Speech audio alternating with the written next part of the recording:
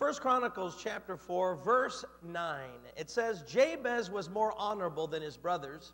His mother had named him Jabez, saying, I gave birth to him in pain. Jabez cried out to the God of Israel, oh! You know, I haven't been preaching on oh. Some of you said, Bishop, you can preach on any word of the Bible. It's amazing. But no, if you think about this prayer, he doesn't begin by saying God. He begins by saying, oh. I don't know if you understand what oh means. You know, oh is a demonstrative word. It's expressing something. In other words, when do we ever say, oh? We say, oh, after we understand something. We comprehend something. We get something in our head, and so we say, oh, right? And what's happening is Jabez isn't just making up this prayer as he's going along. Rather, he has a vision of something. He sees his plan. See, prior, he saw himself as Jabez, a man of pain. He was without a father. Therefore, he was without an inheritance. He was without any property. He was broke. He was poor. He had no future. And then one day, he starts contemplating God. And here's a man without a future, and he begins to see the glorious hope of his calling. Isn't that the prayer we should be praying? Ephesians chapter 1, may your eyes be open that you would know the glorious hope of his calling, your calling. And something happened. He realized, I don't have to be poor anymore. Number one, I'm not an orphan because God is my father. And I'm an heir of God. And he began to contemplate the possibility of a great future, even though he had nothing good going for him. Some of you could relate to Jabez because you look at your life and you think it's not going anywhere. I'm struggling health-wise. I'm struggling with my marriage. I'm struggling in this and that. And you look at your life and think, is anything good's going to happen to me? But friend, this prayer of Jabez, if you don't have the vision of Jabez, you can repeat these words word for word and they won't do you any good. I don't want you to think that these words are magical, that if you just say them, that God's going to answer them. But rather, you have to have the vision of Jabez. And Jabez has this vision of a grand life that he could live. Bigger than life, bigger than he could ever imagine. He sees his life could be great. And with it, he sees it and says, oh, God. In other words, I get it, Lord. I may be an orphan in the eyes of the world, but I'm a son of the living God. I may be poor in the eyes of the world, but I'm rich with your inheritance.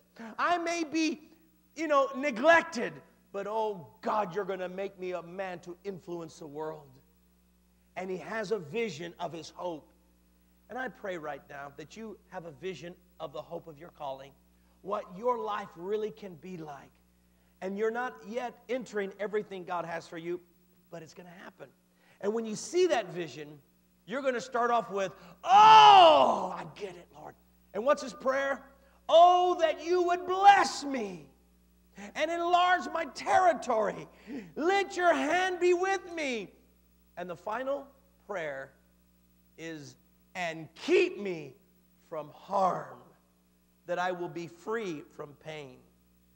One translation says that I may not cause pain, and God granted his request. I want to talk about the last and final part of that prayer. Oh, that you keep me from harm. Does that sound like another prayer that we've all memorized as kids growing up? Yeah, it's like the Lord's Prayer, isn't it? Lead us not into temptation, but deliver us from evil. And that's basically what Jabez is saying, is don't let me fall into evil. Don't let me fall into harm and pain, that I would be pained and I would pain others. And here's what Jabez is saying. He's saying, God, when you bless me indeed, and you make me wealthy, and you extend my territory so that I begin to influence so many people, and when your hand is upon me that I can operate supernaturally in your power, Lord, I'll be a favorite target of the enemy when that happens. How many of y'all know when God answers the first part of the prayer by blessing you, by giving you more territory, and by having his hand be upon you, how many of y'all know that's when you get Satan's attention? It reminds me of a professor, Hendricks, who used to be a teacher, a professor in Dallas Theological Seminary. One of the seminary students said to him, Hendricks, this seminary has totally changed my life. When I came here, my life was, the devil was after me. He was causing so many problems. But I've been here now for almost a year, and it's like the devil's left me alone. And just then, Hendricks says, oh my God, it means you're not doing anything to make him scared. See? And Jabez started to realize when God blesses him and his territories are enlarged and he's influencing the world, he's going to be a target of Satan. And with that, Jabez says, please, Lord, keep me from harm. Keep me from evil. That word harm means bad or evil. Keep me from anything evil. Let me not, after being blessed and enlarging my territory and having your hand be upon me, let me not blow it all. Even Paul said, my prayer is that after I preach to others, I'll end up being, I pray that I won't be disqualified for the prize. You see what he's saying? I don't want to begin so good and then all of a sudden blow it by being stupid and allowing harm and pain and evil to touch my life. And then everything I worked for, everything God blessed me, goes down the toilet. All because of my indiscretion, my stupidity. And isn't that what happens to so many of us? We have God's blessing, but then evil touches us.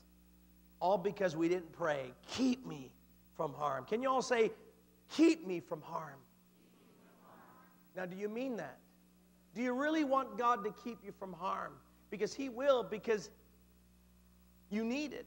That word harm means adversity, affliction, calamity, hurt, misery, mischievousness, naughtiness. Literally, harm is test, temptations, and trials. Lord, keep me from those tests and those temptations and those trials in life. Why? Peter says this, be alert, watch out. Your enemy, the devil, prowls around like a roaring lion looking for someone to devour. How many of y'all know you have an adversary? And he's going to try to oppose you in whatever you try to do for God's kingdom. And especially when you start to see progress and God's blessings are on you and the favor is there, the devil notices that and he makes sure he's going to do everything he can to destroy you.